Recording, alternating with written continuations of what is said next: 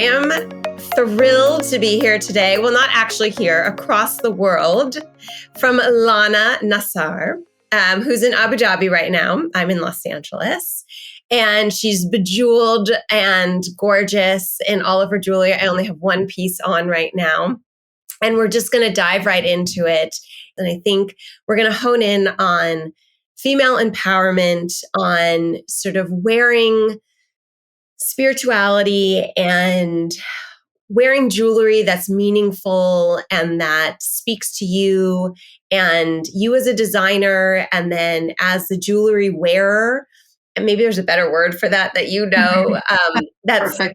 that's sort of meaningful. And I feel like when I wear jewelry, it makes me feel not just beautiful, but powerful and energetic, because it brings an energy to me. And my kids sometimes say, like, Mom, you're like in sweatpants. You haven't maybe even left the house today, but you have like so much jewelry on, because it gives me just it radiates, it feels like really good. And I feel like where you put your jewelry, and I feel like women a long, long time ago were very purposeful in where we wear our jewelry, from pressure points in our body, from our ears to perhaps your nose, and close to your heart and your soul, and your fingers and your wrists. So I just want to talk about how you started your business, why you started it, what your motivation was, and how it's evolved and where it's led. And I don't know, just dive into it from the name and just sort of how it's grown and evolved, and how it's, Sure. Makes you feel and makes the women feel who wear it, and just let it go, but let it rip. Sure, I will. Okay, so I started Atelier Liya 2 years ago now. So it's been 2 years. But I think that my love of jewelry has always been there, ever since I can remember. So I always give this example of being a child, or a teenager, let's say, and my mom would take me to, the Mango's or Zara's or whatever they were at the time, to buy me clothes. And I would just always be, buried in the accessories section, like looking at the bracelets, looking at the necklaces. And that's what always attracted me, what I was always drawn to. And I always just tell her, I could wear jeans and a white t-shirt, Mom, but if I have the right accessories on, it's going to change everything. Everything's going to look better. Everything's going to look nicer. So I guess my love of jewelry has always been there. My biggest inspiration has always and will always be my grandmother. She was really a lady. When they say a lady, she really was a lady. The way she carried herself, the way she dressed, the way she wore her jewelry, and she wore a lot of jewelry. My grandmother wore a lot of jewelry. She was always, quite blingy, but she looked so elegant. And I always remember as a kid, watching her. She used to play the piano, and she had really beautiful long fingers, and she would wear rings on every single finger and play the piano. So these are memories that stuck with me. And maybe that's why I fell in love with jewelry at such an early age, because I was very, very close to her. And so when I decided that I wanted to go ahead and do this, I really wanted to create a brand in her honor, and something that, as you said, when you wear jewelry, it's meant to make you feel a certain way. And my jewelry, I always say it's modern vintage with meaning. So if you look at a piece, it's modern because it's obviously made for today's woman and it's made today. But it has this vintage feel to it. There's something about the pieces that make you think of a time that was, almost like an heirloom, I would say, something that you can imagine that your grandmother wore, but you can also imagine yourself wearing, and also imagine your daughter wearing something. So it's like really something that transcends time, in my opinion. Yeah, I would say that it really started off with my love of jewelry, my grandmother as an inspiration. She's always there at the back of my mind whenever I'm designing anything. I always think, would she wear this? Was this something that she would like? Is this something that she would have, I could see her wearing? So that's where it started. And I also like to infuse, I think, meaning into the pieces. So I love to read, I love to write, and I used to write a lot of poetry. So what I wanted was to really bring those worlds together, the world of jewelry that I adore, and the world of writing that I also really am passionate about. And so the way it tends to work is I'll think of a book or a poem or maybe a quote that I'm really inspired by. And based on that poem or quote, I'll then design the piece. And not the other way around, because a lot of people actually think that I'll design the piece and then look for something to stick at the back. But it's really not that. It's the other way around. I'll think of something that means something to me, a passage, and based on that, then design the piece. So, for example, the one that you're wearing, the universe, yes, I love that one. It's inspired by a quote by Rumi, Jalaluddin Rumi, who's a Sufi poet whom I absolutely adore, because he really preaches love and tolerance, and he has very powerful messages. And so that one is called The Universe, and it's I actually have this quote on the wall in my room. It says, "You are the universe in ecstatic motion," and I just love that saying, because I find it so empowering. And I think that ties back into what you were saying about, when you wear jewelry, you feel empowered. I really want women, when they wear my pieces, to feel like, obviously beautiful, right? You want to feel beautiful. That's why you're wearing it. You want to feel good. But with so many jewelry brands out there, from like the huge brands like the Cartiers and the Boucherons, so all these amazing new designers coming up, I feel like when you're creating jewelry, there has to be a bit more to it than just the way it looks. There needs to be more depth, and that's what I try to create. I try to create, jewelry with a bit more depth, like from that link to my grandmother to the link to writing. I just want it to feel like there's pieces that have soul, if that makes sense. Absolutely. And that the jewelry's not wearing you, that you're wearing it, that there's this synergy, right? Yeah, 100%. And I always tell my clients, when you're picking a piece, obviously look at what you find beautiful, but what speaks to you? What is it that speaks to you? What's the message that really calls, like the tugs on your heart? Because that's how I do it. So on my neck, I have a few, and the way I choose mine is I really make sure, like, this is my most favorite one, but I make sure that the ones that I wear are pieces that, like today I feel a certain way, and this is what I feel like, having close to my heart, right? As you were saying. Yeah. So yeah, that's it. And I don't know if you can see this one. This is my shield. This is, and this is part of your new collection. Tell us about this. So my new collection. So as I said, I like to do the modern vintage. And I was actually at a Paris Fashion Week in March. And I had a few buyers look at my collection, and they said, we love your stuff. Can't wait to see what you do next. And so when they said that, I was like, oh my God, that's a lot of pressure, because you want to do something that's really going to wow them. And Paris Fashion Week was just 2 weeks ago. So I worked on it for about 6 months, and I really wanted, so I was like, okay, my brand is all about the vintage, the modern vintage. What's something that's vintage, again, that reminds me of my grandmother and that I personally adore, and I think is not represented enough in today's world. And so I thought of cameos. Cameos are things that we saw our grandmothers, our great grandmothers, like back in ancient Rome, they used to wear these hand engraved cameos. So I really wanted to redo that, but in a modern way. So what I did was I came up with the theme first, which the theme of the collection, or the name of the collection, is called The Sky Told Me. And the reason I did that was, as humankind, we all live under one sky. So no matter who we are, what we believe, where we live, we all are part of this bigger, universe, and we all live under the same sky. And so it unifies us in a way. The sky unifies us as humanity. And if I could think of what the sky would tell us, if it could tell us something, I thought of, 5 messages that I thought would be very powerful. They are, I am light. The universe told me I am light, which is the sun, which is what I'm wearing. The universe told me I am loved, which is a heart, design. The universe told me I'm free. I'm a free person, which is it comes in the shape of a compass. So it means that you can go wherever you want in the world. That I'm infinite, which is a snake, because a snake keeps renewing itself. It loses it sheds in it. And then I'm powerful, and the symbol for that is the lotus flower. So yeah, so the cameos are engraved. So they're my designs. I work with a 4th generation engraver in Italy. So they're like this old family that are still carving away, and it's unfortunately a craft that's dying, which is sad. But I found this family in the south of Italy, so they work on my cameos. They send them back to me, and then I set them in gold and diamonds and so forth. But yeah, really Why is happy it with. dying? You mean because people don't do it by hand anymore? Yeah, so when I was looking at this collection, it took me a bit of time because I was looking at who to work with, and it's not easy to find these hand carvers. And I found this family in India that actually do things for obviously a lot less. You can imagine Italy and India, so for a lot less, and with a lot of different colors. So my cameos are all natural stone, so they'll always be the same color.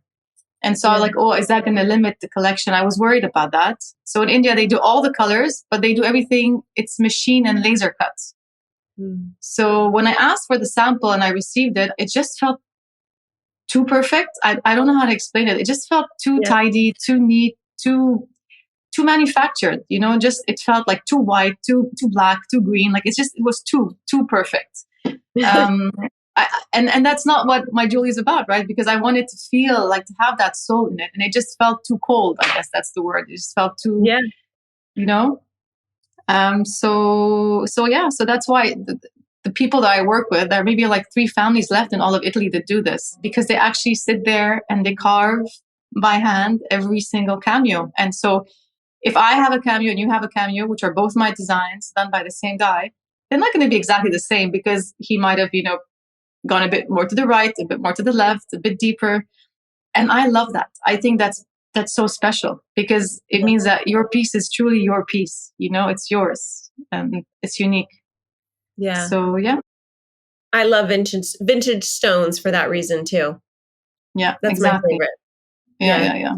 There's something really there's special. Soul in it. Like you said, there's a soul in it that really speaks to you, and it makes you feel it. Like there's just you feel the vintageness in it. You feel like there's a story behind it, and like when you feel like someone has worked on it by hand, sort of their story goes in mixed with your story of the jewelry into the piece. And then it mixes with your story when you wear it. Right. And it's very empowering.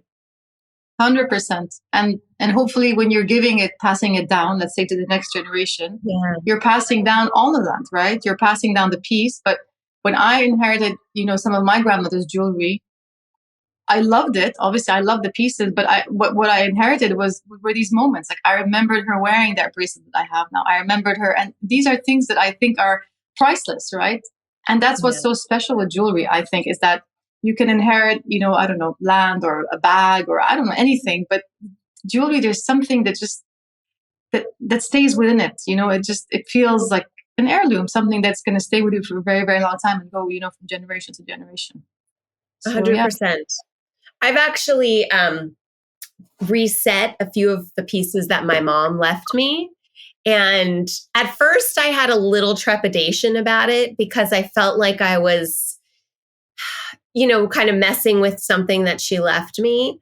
And then I got over it, because I realized if that was going to allow me to wear it and enjoy it in a way that was then making it mine, but staying with the integrity of the heart and soul of what she left me, sort of the stones of like, the bracelet, I actually love it even more. And if I then leave it to, I have 3 boys, as to one of them or their wives, whatever, or my granddaughters, God willing, I am lucky enough to have them one day, and they do that, like I will encourage that. There's something really lovely about that too. And I feel like it's that passing down of generation.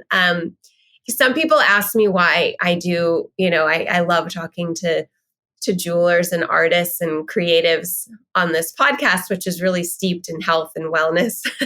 And because it seems a little off topic, but I don't think it is. I think it's very relevant and important, because I do think that it's all about beauty, and beauty at the heart and soul of it is about wellness and well-being. And I think that the more in touch we are as women with how we feel and the ability that we have to feel our best and find our beauty within, and then ways of expressing it, then the more in touch we are with our bodies, and the more in touch we are with our bodies and what's our, our best selves, then the easier it will be for us to know when we're outside of that, right? And then we'll have an easier time understanding, when things are off and things are wrong.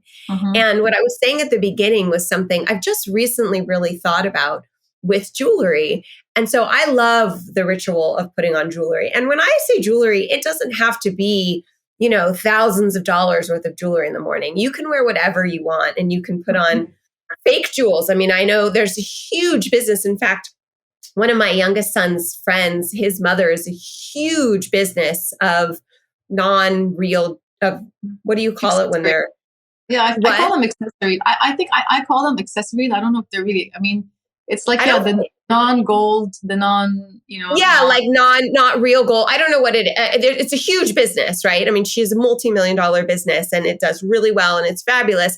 I think it's great for traveling, so if something gets stolen, you're not freaking out. Yeah. It's an enormous business.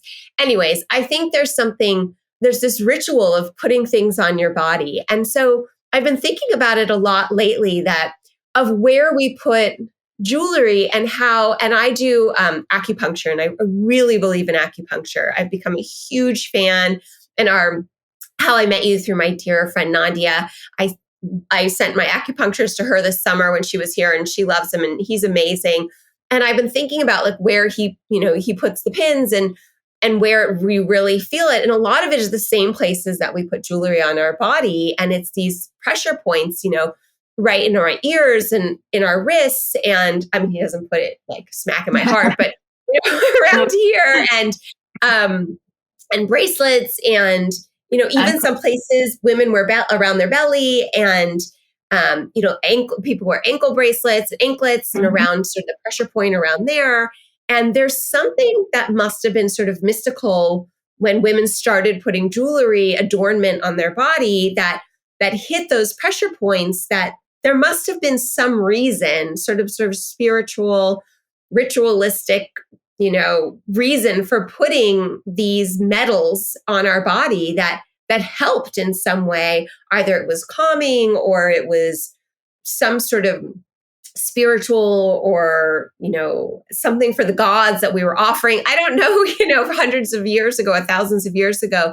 And I believe it makes sense because it has to have. It just has to have. Where now that we know that these are points that are very calming for us, putting something in the middle of our foreheads that really like centers you.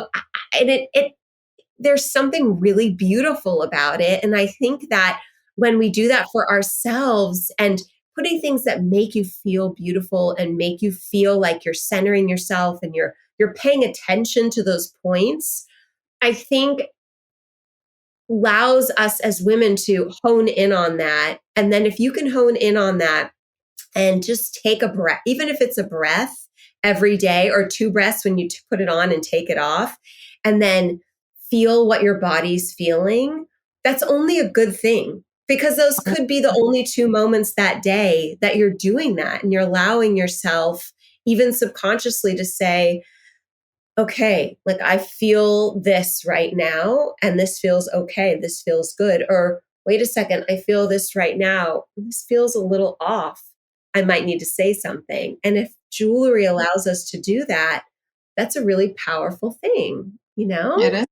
100%. I agree with everything you said. And I think that, like you said, even if it just takes that one moment where you're just looking at yourself in the mirror and putting something on, and just really connecting with yourself, you're like, oh, okay, yes, this is how I feel. This is what my mood is connecting with today.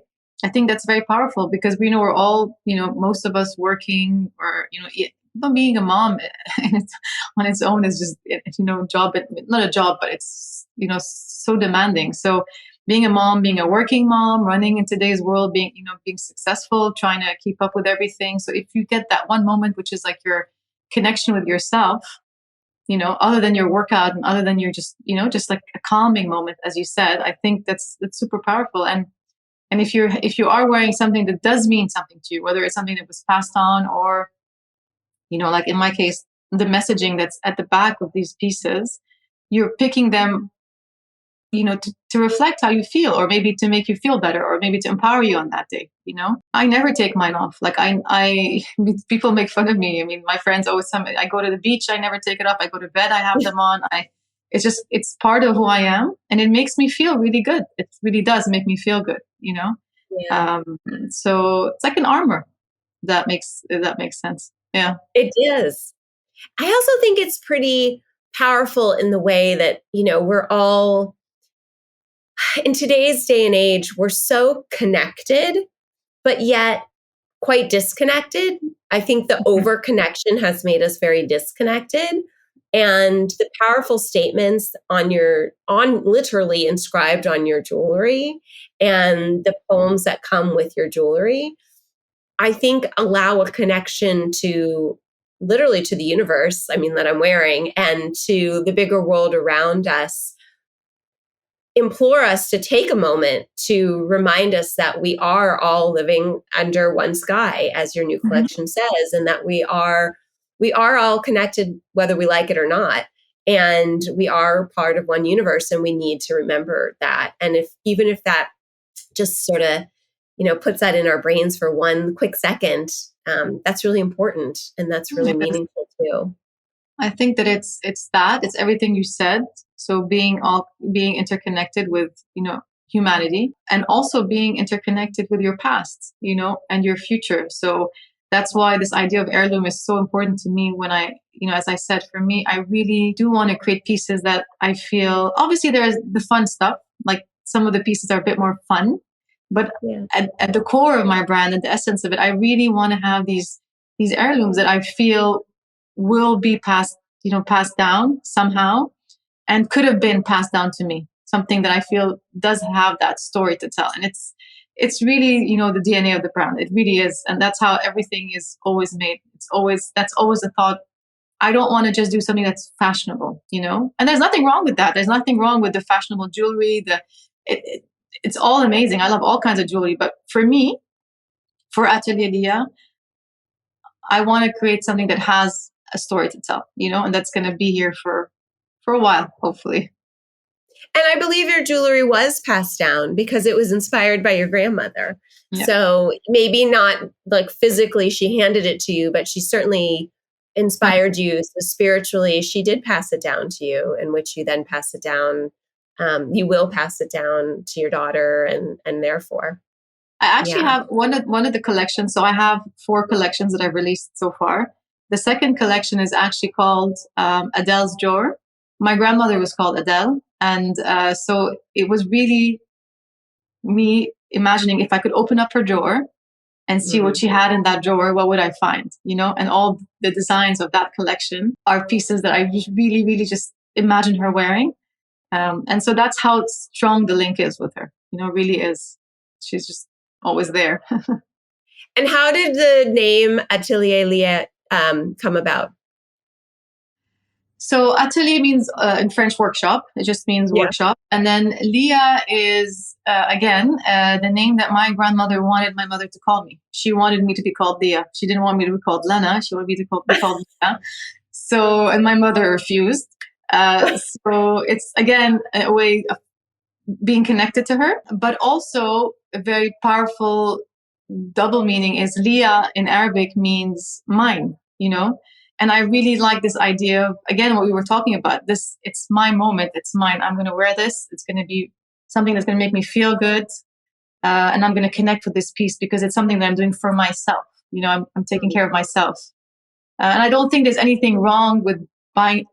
Some people will say, oh, it's materialistic or it's superficial, or I don't believe in any of that. For me, I think that, as we said, if you're doing something for yourself and it makes you feel good, then why not, right? So Liya has that double meaning. It's both the name that she wanted me to be called, as well as this link to, myself, which I really like.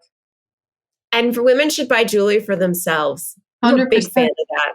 100%. Honestly, all my clients, I think I might have sold one piece to one guy, but that was buying for his wife. But other than that, it's always been the women that have come to me. And I think it's because they connect with the messaging. They connect with this concept of more than just something that looks pretty, right? Something that actually has depth and layers to it. Because as women, this is how we live. We live with many, many layers to who we are. We are mothers, we are sisters, we are wives, we're business owners. There's so many layers to who we are. We're not just one thing. We're so multidimensional, and we feel the need to connect not just mentally but spiritually. That's how we were made. So when you find something, whether it's jewelry or a book or I don't know, it could be a practice that you connect with, you tend to stick with it, right? As a woman. So Yeah. I think that's just another reason why these women, most of my clients are women. It's because they like the layers. They understand the layers. It's not just talk. Go back in your life a little bit and tell us a little bit about kind of where you're from and how you ended up in Abu Dhabi and how that is relevant and kind of important to your brand, in sort of layering and how this came to be. So I'm from Lebanon. I lived there in college, but I was born in the UK, born in London, and moved to the UAE as soon as I was born, and lived here my whole life. So I'm a UAE national without being one. In my heart, I am. This country has given me so much, and I truly adore it. My parents raised us here. My brothers were born here. My kids were born here. So it's my home.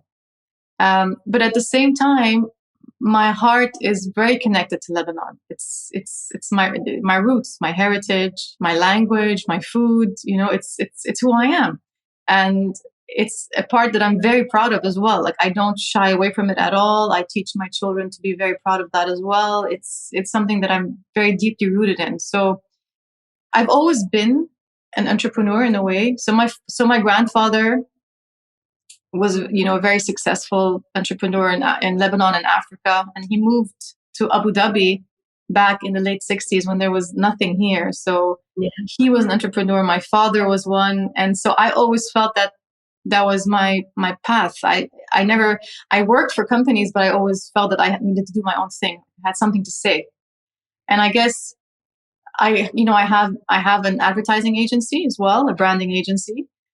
And I had opened up at one point like a bakery.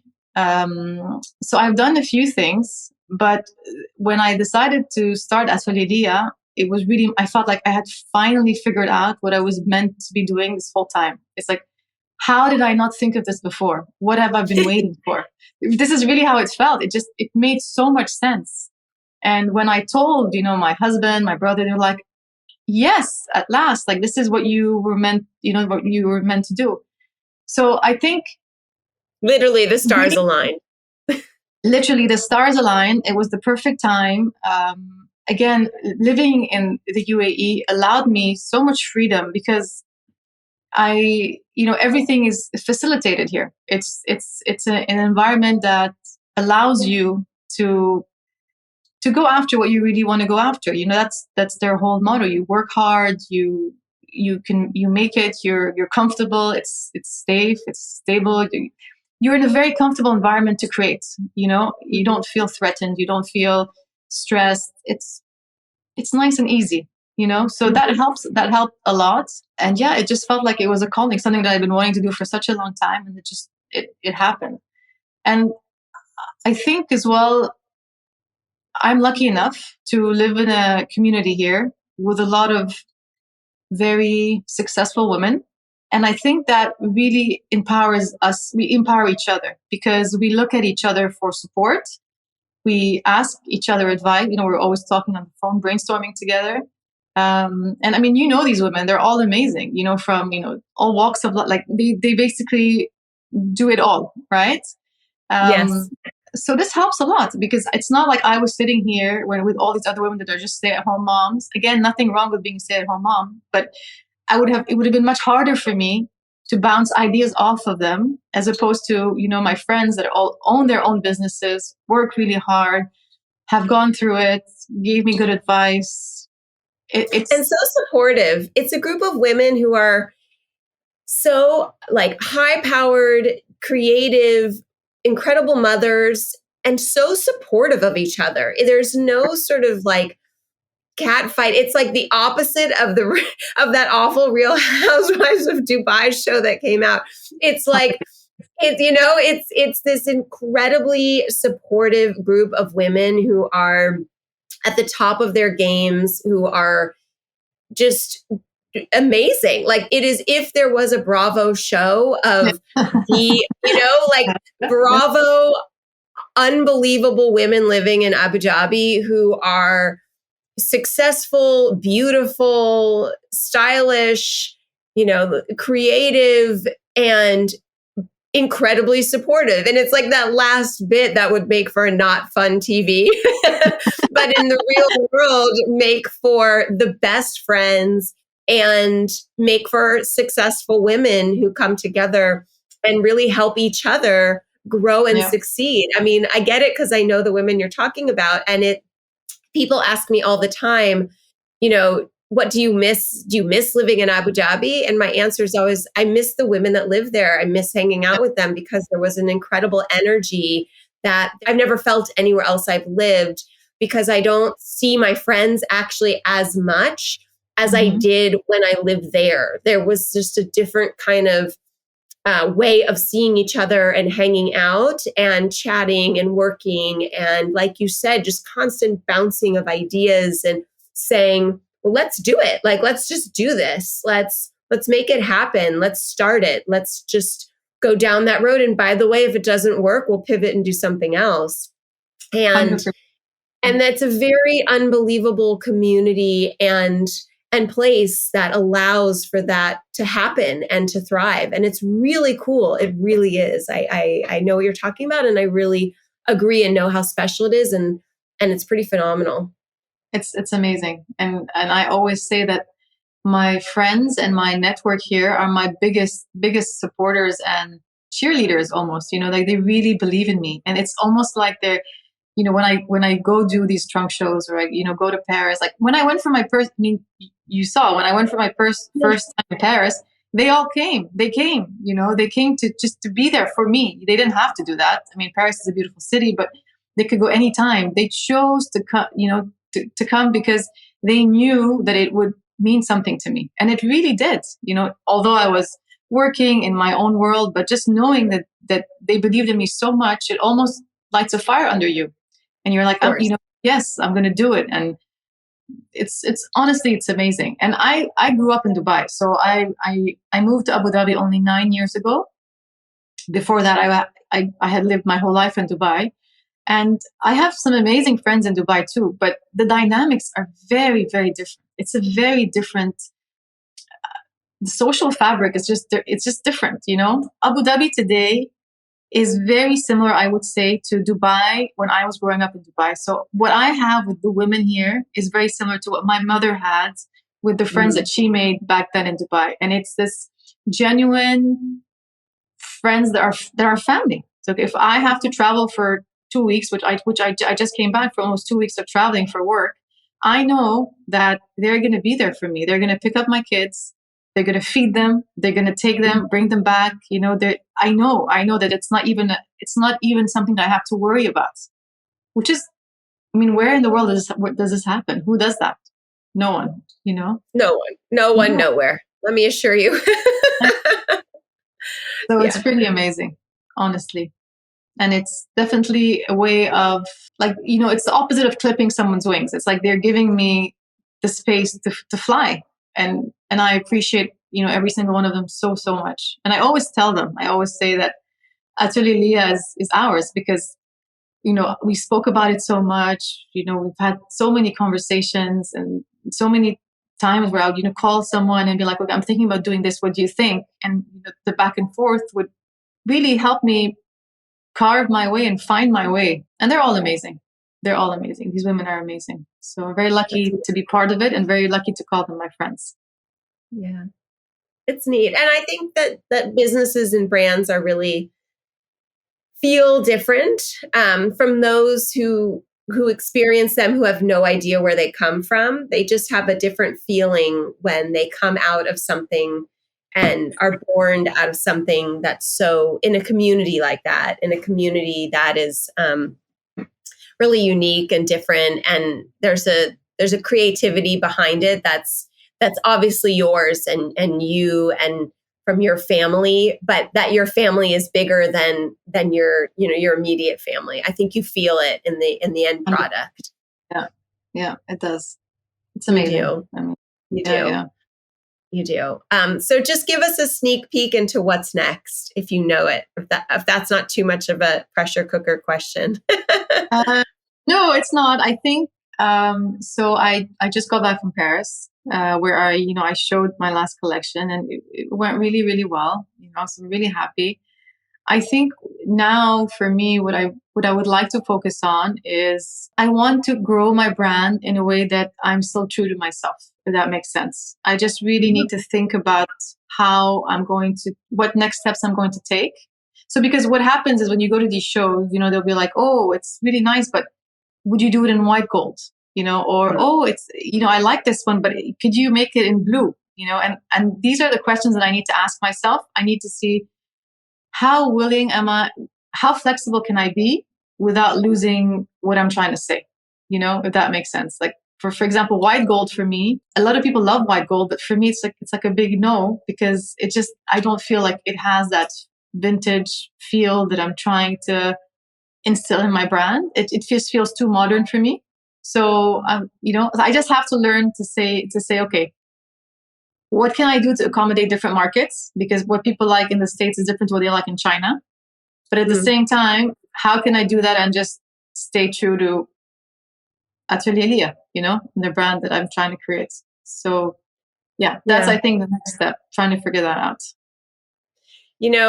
I've been running the Lynn Cohen Foundation for over 25 years, and we just had a dinner a few months ago. And one of the things that I was able to say, and I said it at 20 years and 15 years and 10 years, is I've never compromised the integrity of the foundation. And I've never compromised the integrity in the way that I've never done anything just to do it. I've never raised money by, asking someone to be involved who wasn't involved for the right reasons. I've never done anything where I thought it felt icky, or my mom, who's the namesake of this organization, would have disapproved. And let me assure you, I live in Los Angeles, and there's a lot of competition in terms of raising money for nonprofits. There's a lot of amazing causes out there. There were times along the way where there were people who were, wanted to be involved, or I could have asked to be involved, but they had no connection to what we do.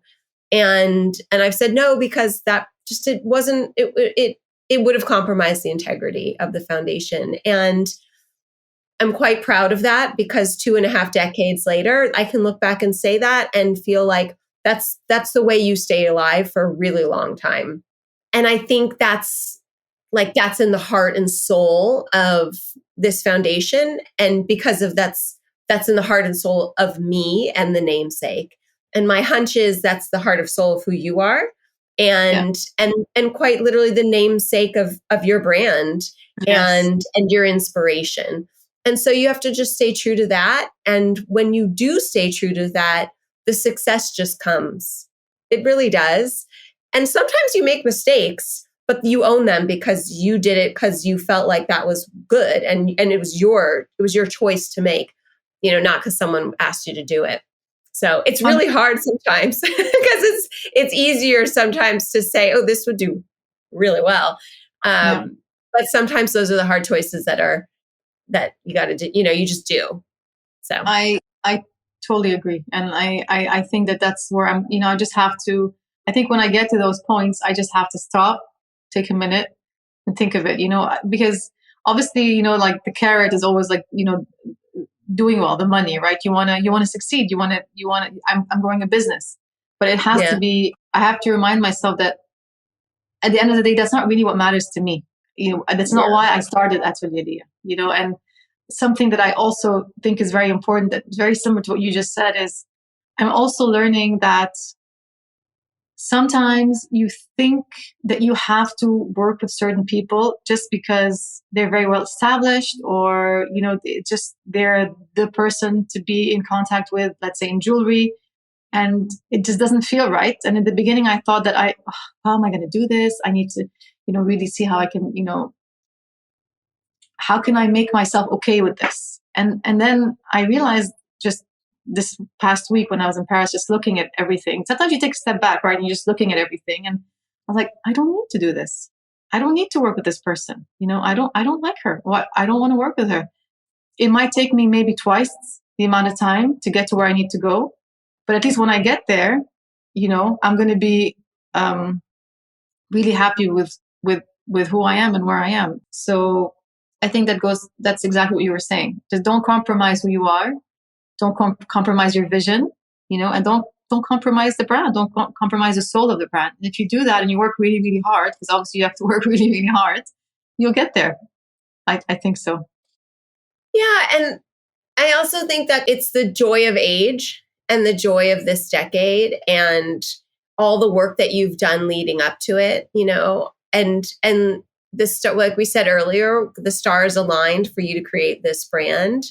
We needed to do all those other things, and sometimes as women, it takes us a little longer to get to the point where those stars align. But there's a reason why we went through those different jobs or stages to not just learn the lessons, but to figure all those things out so that when it happens and you get to that platform and you get to this time, that you know how to make those decisions. You know when to turn right and when to turn left and to when to stay going straight down the center. And we, have all those lessons, including the life lessons, and that we've learned inside our own homes, because it's sort of that joy that women have that honestly men don't have, because most often we're the primary caretaker. And so we're learning so many things that you don't even know, like we don't even know our brains are computing and taking in. And it's pretty cool because you get to those moments and you when you do take that breath and you do take just a little bit of a back seat and you look around and you're like, oh wait, I kind of think I've been here before in another capacity. And like, I know what to do here. And it's kind of awesome. It's kind of awesome. Or one of my girlfriends was talking to me about this, and she's been here before. And I remember her talking about it. And I'm not going to do that because that doesn't feel right. Yes. And I know that that's not the right thing to do. And that's one of the great things about being a woman and knowing yourself and knowing what feels good and feels right. So, well, I only wish you the best. I think your brand is beautiful and so well thought out and so meaningful and spiritual and creative. And I love wearing it. It makes me feel really good. And it makes me very in touch. And I love that. I think it's clearly a brand that was growing before you built it. Yes. And I think that says something. And I love that. I really do. Thanks. So Amy. Thank you for sharing it with the world. Thank you for having me and for allowing me to say all this. It was good. It's good to sometimes to say it out loud. It's like all these things that I know between myself and I, but I've never really spoken about. So sometimes when you say it out loud, you're like, oh yes, that makes sense. Yes. So thank you for having me.